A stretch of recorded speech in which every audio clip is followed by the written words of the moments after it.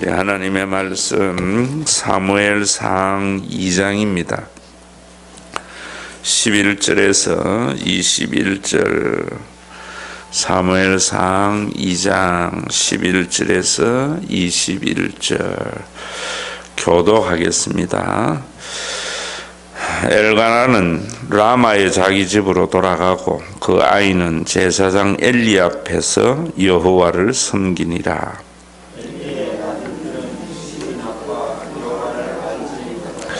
그 제사장들이 백성에게 행하는 관습은 이러하니 곧 어떤 사람이 제사를 드리고 그 고기를 삶을 때에 제사장의 사환이 손에 3살 갈고리를 가지고 와서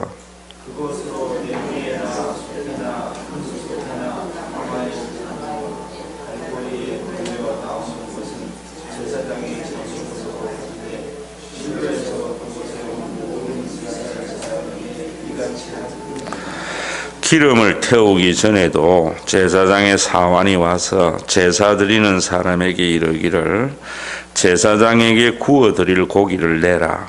그가 내게 삶은 고기를 원하지 아니하고 날 것을 원하신다 하다가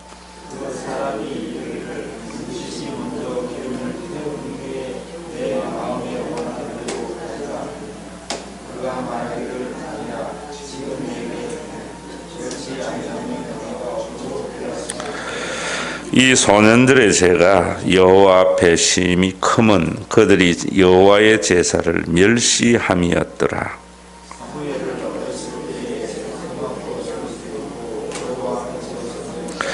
그의 어머니가 매년 드리는 제사를 드리러 그의 남편과 함께 올라갈 때마다 작은 겉옷을 지어다가 그에게 주었더니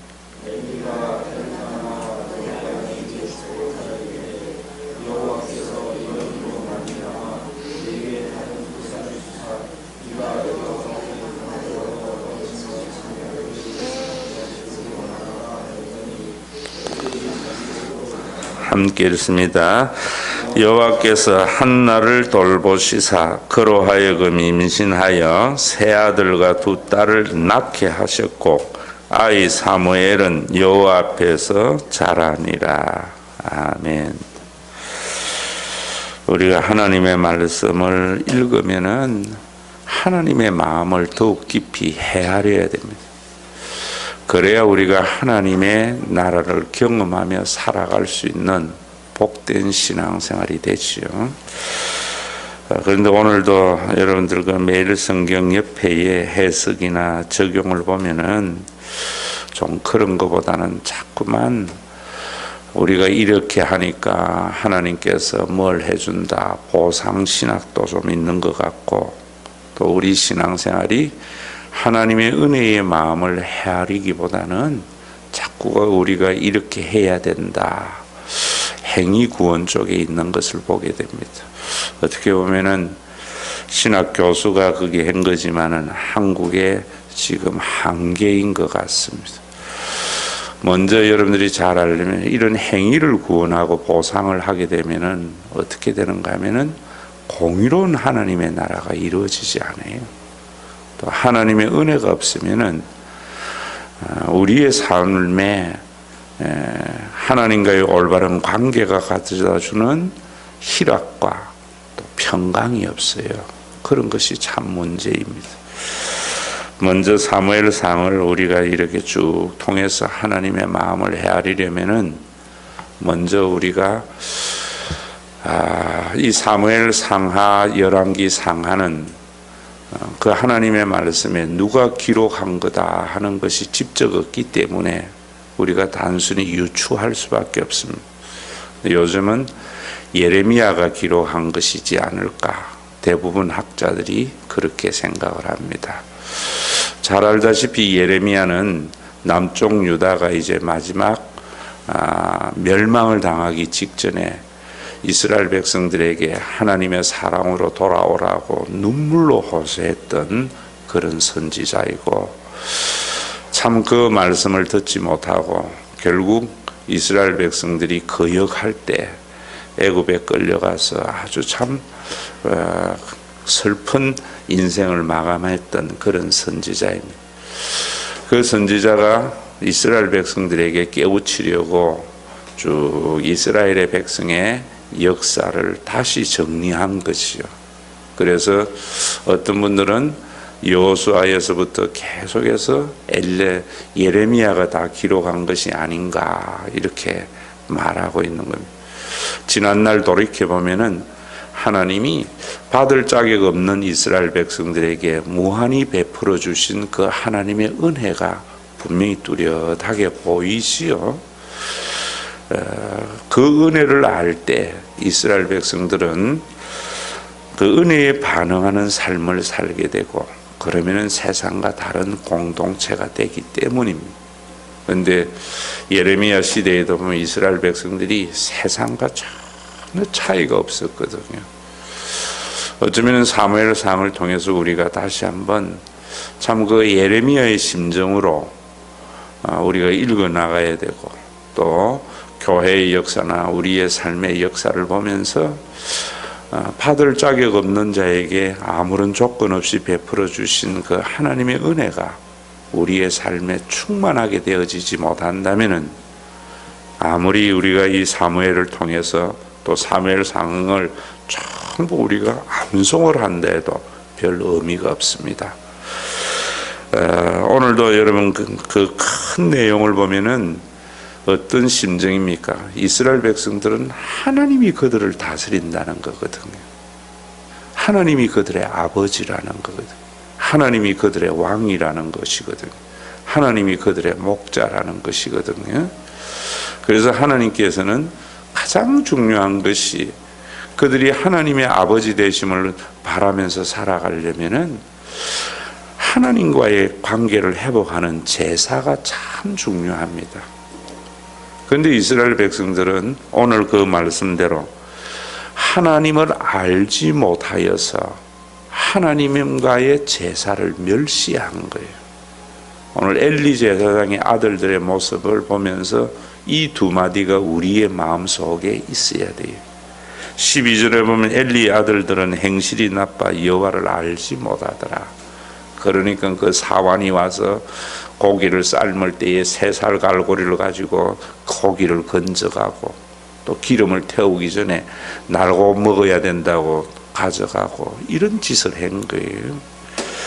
우리가 하나님을 알게 되면은 우리의 삶에 뭐 이렇게 하라 저렇게 하라 할 필요 없어요. 마치 이거하고 같아요. 우리가 부모님의 은혜를 제대로 안다면은 그 다음의 삶은 별로 간섭할 게 없어요.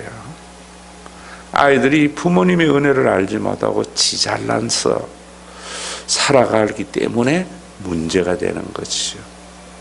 그 뒤에 보면은 17절에 이 소년들의 죄가 여호와 앞에 심히 크면 그들이 여호와의 제사를 멸시합니다. 예레미야 시대도 그렇고 오늘의 시대도 저는 그렇다고 봐요. 저 지난주 우리가 요한복음을 하면서 여러분들에게 예배에 대해서 말씀을 드렸지만은 정말 오늘날 우리가 예배를 참여하면서 하나님의 그 거룩하심이라는 것은 우리와 차원이 다른 그 하나님이라시죠. 우리가 도저히 상상할 수 없는 그 우리와 차원이 다른 그 하나님을 만나게 되면은 경외의 마음이 생깁니다. 마치 여러분 대통령이라는 것을 제대로 알게 되면 그 앞에 가면은 정말 경외의 마음이 생기거든. 또 학문을 하는 사람은 나의 학문과는 비교할 수 없는 경지에 있는 교수 앞에 가면은 경건한 마음이 생기거든. 그게 경외예요. 그 하나님을 우리가 알게 되어지면은 그런 마음을 가지게 된다. 그것이 제사를 멸시하지 않는 거다 이 말입니다. 그래서 너희는 알지 못하는 것을 예배하는데 우리는 아는 것을 예배한다 하면서 요한복음 4장에서 그런 이야기하잖아요. 하나님께서는 참으로 예배하는 자들을 찾는다 라고 말씀을 하시면서 하나님은 영이시니 영과 진리로 예배할지니라. 그럴 때에도 영은 하나님에 대한 정의가 아니고 하나님의 성품을 말한 것이고, 또 영과 진리라고 이야기할 때 뒤에 영은 성령을 말하고 진리는 참 진짜를 말한다 그랬지요. 그래서 진짜 예배하는 자는 성령에 의해서 거듭난 자다 라는 말을 하는 겁니다. 오늘날 여러분, 우리가 오늘도 이 아침에 우리가 그 하나님 앞에 나와서 기도하고 하나님과의 관계가 회복이 되는 은혜의 시간이 돼야 돼요. 그러기 위해서 우리가 이 말씀을 보면서 나는 정말 하나님을 아는가, 나와는 도저히 아무리 생각해도 헤아릴 수 없는 그 사랑과 은혜가 많으신 그 하나님을 내가 아는가. 그래서 내가 그 하나님 앞에 예수 그리스도가 이루신 그 제사를 멸시하는 자는 아닌지 우리가 돌아봐야 돼. 그런데 그 제사도 우리가 교회에 나와서 예배를 드리는 것을 무시하고 이런 게 아니에요. 여호와의 제사를 멸시하는 것이 뭐냐면 예수 그리스도가 이루신 구원을 우습게 봐는 거예요. 이 말씀을 여러분들이 제대로 아셔야 된다. 참 오늘도 여기 보면서 이 교수들이 이렇게 가이드라인을 제시하는데 이 은혜를 모르는구나 하는 안타까운 마음이 있어서 여러분들에게 말씀을 드리는 거예요.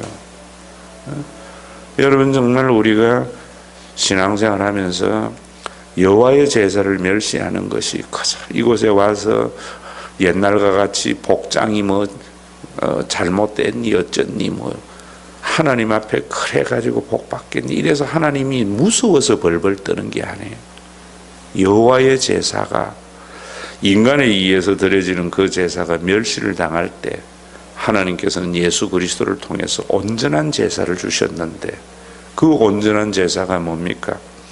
예수님이 우리의 죄를 위하여 십자가에 달려 돌아가심으로 하나님이 우리 아버지가 되게 하시는데, 그거 우리가 멸시하지 않는가? 그거 봐야 돼요. 하나님이 나의 아버지가 되시고 하나님이 나에게 아버지 노릇 해주시는 그런 놀라운 은혜가 우리 속에 주어졌는데, 나는 하나님의 아버지 되심을 바라면서 살기보다는 내 힘으로 사는 것이 여호와의 제사를 멸시하는 겁니다. 또한 예수님은 아버지가 되게 하시고 우리 모두를 영원한 가족 되게 하셔서 성령을 보내어 주셔서 우리 모두를 영원한 가족 되게 했는데, 영원한 가족이 되게 하신 이것을 우리가 멸시하는 것. 교회에 있는 모든 성도들을 가족의 눈으로 보지 아니하고 남으로 본다면, 내가 이겨야 할 경쟁의 대상으로 본다면 여호와의 제사를 멸시하는 거죠. 오늘도 우리가 이런 삶을 왜 살아야 되는가? 불공평한 세상 때문입니다. 얼마나 불공평합니까? 오늘도 우리 전 장로님 참 존경해요. 건강도 하셔서 하시겠지만 하루 종일 그 사업하시고 또 새벽에 그렇게 일찍 일어나서 새벽 기도하고 또 투잡 일하고 그러면은요, 당연히 어떤 세상이 돼야 되는가 하면 저렇게 부지런하고 성실하면은 잘 살아야 돼요. 그렇게 잘 못 살잖아요. 왜? 불공평한 세상이기 때문에. 이런 세상을 하나님은 공의로운 세상을 만들기 위해서 예수님이 이 땅에 오셔서 그 제사를 드리고, 우리가 그 하나님을 마음을 알아서 이제는 내 힘으로 살아가려고 생각하지 않고 아버지 노릇해 주심으로 살아가려고 하면은 우리가 가지고 있는 힘을 가지고 자본을 축적하고 빼앗고 이렇게 안 한다고. 그런데 우리는 남들보다 더 많이 가져서 많은 소비를 하면은 축복이라고 하는 정말 얼마나 잘못된 신앙 속에 있습니다. 하나님의 공의가 나타나지 않지요. 오늘도 우리가 이런 한국 교회를 위해서 좀 기도하시고, 우리의 자녀들에게는 올바른 믿음 속에 있어서 지가 노력한 만큼의 정당한 대가가 주어지는 하나님의 공의가 이 땅에 실현되도록 우리가 기도해야 돼요. 여러분, 왜 불행한 게 뭐냐면요, 아이들도 지가 잘못한 것 혼나면은요 억울해하지 않습니다. 내가 잘못한 것보다 더 큰 벌을 줄 때에 억울해한 거거든. 나는 열심히 했는데 그 결과가 주어지지 않을 때 분노하거든요. 천국은 어느 누구 한 사람 억울한 사람이 없습니다. 벌을 받아도 지가 정확한 잘못한 것에 대한 정확한 벌이기 때문에 감히 항의할 수 없습니다. 천국은 누구든지 노력한 만큼 정당한 대가가 주어진다고 예수님은 얼마나 많은 비유들을 통해서 우리에게 말씀합니다.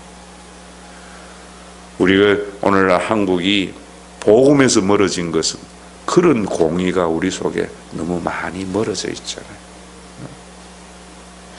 그래서 우리가 올바로 예수 믿어야 되는, 참 장로님이 저렇게 성실한 사람, 남들보다요 나는 더 잘 사는 사회를 위해서 목회하는 거예요. 그래야 돼요. 그래야 우리 나라가 희망이 있고, 그것이 하나님께서 예수 그리스도를 보내준 거예요. 왜 그러지 못하는가? 하나님을 알지 못하고 제사를 멸시하기 때문에, 예수가 이루신 구원과는 상관없이 신앙생활하기 때문에, 받을 자격 없는 자에게 베풀어 주신 그 하나님의 은혜를 모르기 때문에, 신명기에 그런 말씀합니다. 너희가 하나님의 백성이 된 것이 세상의 많은 민족 가운데 커서 그런 것이 아니라고. 고린도전서에도 그럽니다. 하나님이 약한 자를 들어서 강한 자를 부끄럽게 한다. 그 하나님이 우리의 심령 속에 있어서 이제는 내 힘으로 살려 하지 말고 하나님이 아버지 노릇해 주시는 것을 기대하며 살아가서 다른 사람의 눈물을 흘리게 하지 말고요. 또 교회에서 우리가 다른 사람들을 다 내 가족의 눈으로 봐요. 그러면 교회가, 저는 그래요, 교회는 일하는 곳이 아닙니다. 교회는 행사하는 곳이 아닙니다. 사람을 귀하게 여겨야 돼요. 우리는 그동안 산업화 때문에 어떤 일과 어떤 성취와 목적을 위해서 사람을 수단화하는 데에 너무나 익숙해져 있어요. 오늘도 저는 목회하면서 저도 순간순간 그런 생각이 있지만 정말 중요한 것은 사람의 행복이다. 교인들이 행복해하는 게 중요한 거지 뭘 하는 게 중요한 게 아니에요. 그래서 어떤 종교적인 목적은 이루지 못하지만 여러분, 하나님 앞에 가면은 내가 그거 하라 했나 책망은 안 받을 것 같아요.